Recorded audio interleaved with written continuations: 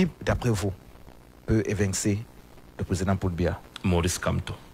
Et pourquoi? Maurice Kamto, sans passer par 1000 chemins pour le dire. Je n'ai même pas besoin d'aller à l'école pour le dire. L'union de l'opposition, dont le régime de Yaoundé nous fait chanter tout le temps, c'est une piste de distraction.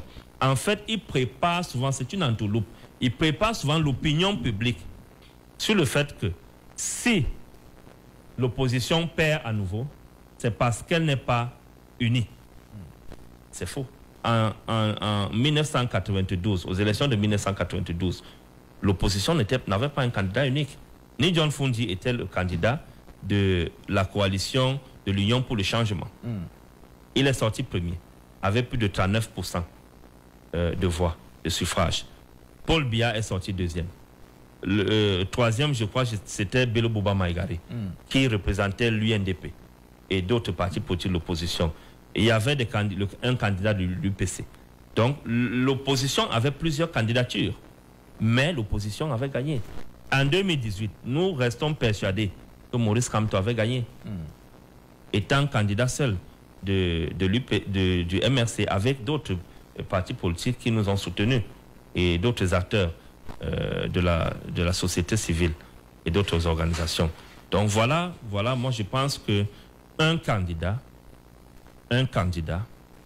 unique de l'opposition peut battre Paul Biya aux élections d'octobre 2025. La première chose qu'il faut dire, c'est que dans aucun pays au monde, on a vu un seul candidat de l'opposition.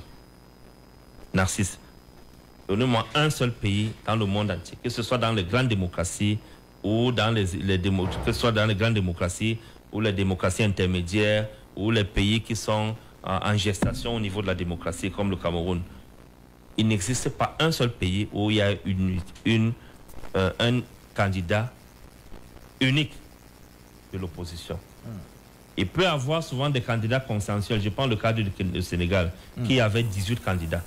Dans ces 18 candidats, Diomaye Faye, par exemple, avait des plateformes a mis sur pied une plateforme de l'opposition. Donc, ils avaient autour d'eux de la plateforme qui a été mise en place autour du PASTEF, certains partis politiques de l'opposition et certaines organisations de la société civile qui se sont greffés aux candidats du PASTEF. Je pense qu'ils étaient au total, si je ne me trompe pas, 63 partis avec les ONG et les syndicats. 63 organisations. 63 organisations qui étaient autour du PASTEF. Même le candidat de Macky Sall, qui était son premier ministre, l'ancien premier ministre, avait aussi une plateforme de certains partis qui étaient autour de lui. Donc, il y a des configurations comme celle-là. Aux élections présidentielles, par exemple, les dernières élections présidentielles du Congo-RDC, et même les avant-dernières élections du Congo-RDC, il y avait la coalition Fayulu, Martin Fayulu. Et Tshisekedi était candidat unique, mais avait aussi quelques partis politiques de l'opposition qui soutenaient sa candidature.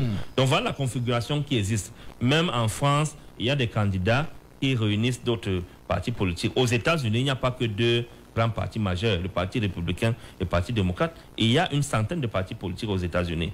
Sauf que ces partis politiques sont conscients du fait qu'ils ne peuvent pas affronter ces deux géants. Et donc, du coup, avant chaque élection, il y a le jeu d'alliance. Le Parti démocrate a souvent certains partis politiques qui se greffent à lui. Et pareil pour le Parti républicain. Cela est possible. Alors, puisqu'on parle de l'élection présidentielle prévue en octobre prochain, lorsque vous regardez donc ces différents leaders de l'opposition camerounaise, qui, d'après vous, peut évincer le président Paul Biya? Maurice Kamto. Et pourquoi? Maurice Kamto, sans passer par 1000 chemins pour le dire. Je n'ai même pas besoin d'aller à l'école pour le dire. Okay? Maurice Kamto aujourd'hui est la seule alternative crédible pour l'alternance au pouvoir au Cameroun. Du point de vue politique. Parce que Maurice Kamto a développé un capital politique considérable ces dernières années, c'est-à-dire que depuis la création du parti MRC, d'ailleurs c'est la raison pour laquelle Onanguiné a fait une prévision, je crois en 2012, 2013, sur un journal de la place pour dire que Maurice Kamto est le prochain président de la République du Cameroun.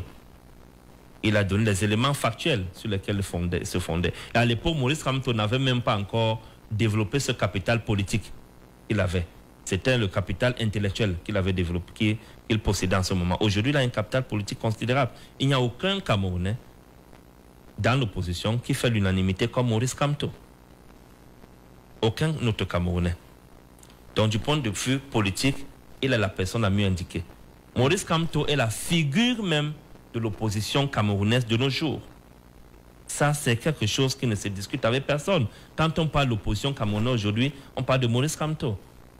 C'est le nom le plus cité au sein de la classe politique de l'opposition et au sein de l'opinion publique nationale et de la diaspora camerounaise.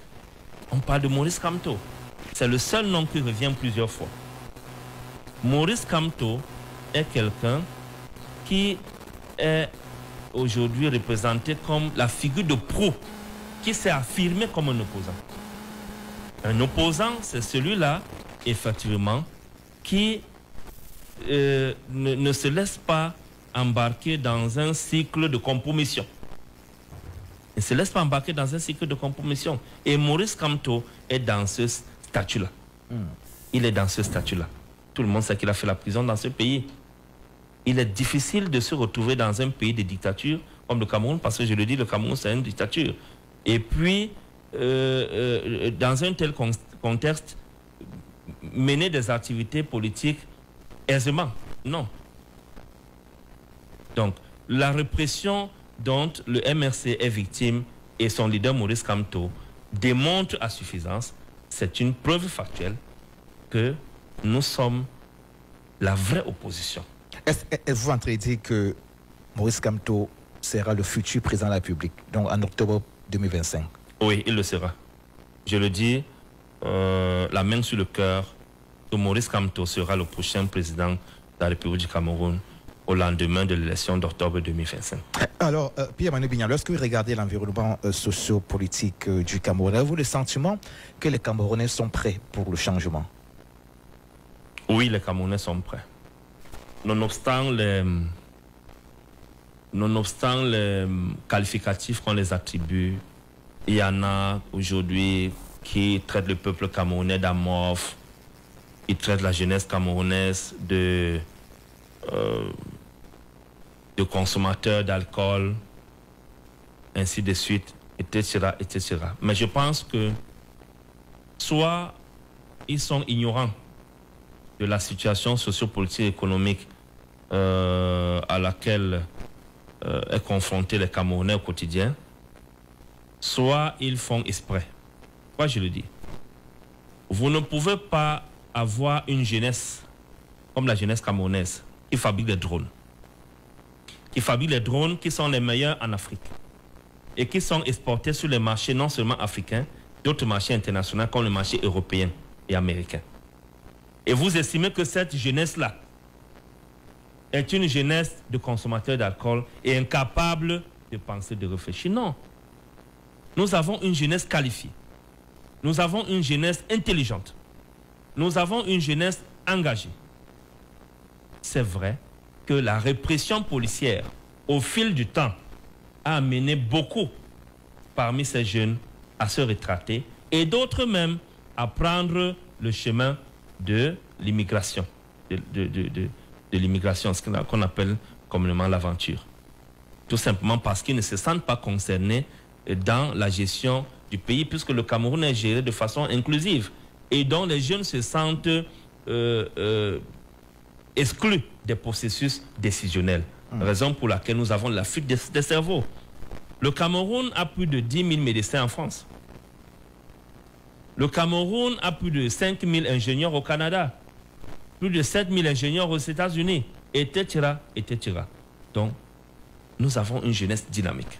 Même celle qui vit à l'intérieur de nos frontières est une jeunesse dynamique.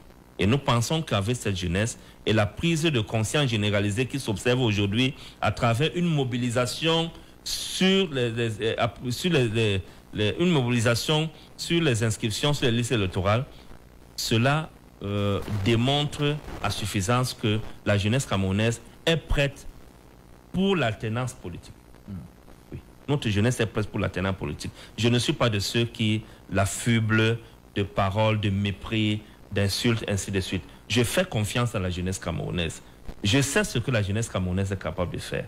Les gènes que porte la jeunesse camerounaise sont les mêmes que portaient nos aïeux, qui ont lutté pour la résistance, qui ont lutté dans le cadre de la résistance contre la pénétration allemande au Cameroun, du temps de Rudolf Douala Mangabel, du temps d'Ngosodine, du temps de Madola, du temps de Juan Joya et tous les autres héros, de Martin Paul Samba. Cette jeunesse-là porte en elle les germes de ceux qui ont lutté pour l'indépendance du Cameroun et la réunification de notre pays. Je parle des pères fondateurs de l'UPC, le 10 avril 1948, c'est-à-dire Ruben Oumiobe, Osende Afana, Wandi Ernest, Félix Moumier, ainsi de suite. La jeunesse camerounaise aujourd'hui porte ces germes en eux, porte leur ADN. Comment vous pouvez donc expliquer qu'un tel peuple soit amorphe, qu'un tel peuple ne soit pas conscient, ne soit pas intelligent, ne soit pas engagé? Certes, le contexte de la gouvernance actuelle les a frustrés, les a amenés à se taire, à rester dans leur coin. Mais je pense que depuis 2018, avec le hold-up électoral dont le MRC a été victime, on ressent quand même cette envie de la jeunesse camerounaise de se remobiliser, de sortir de sa zone de confort pour s'affirmer sur le plan politique, ne serait-ce que par la voie élective. Alors,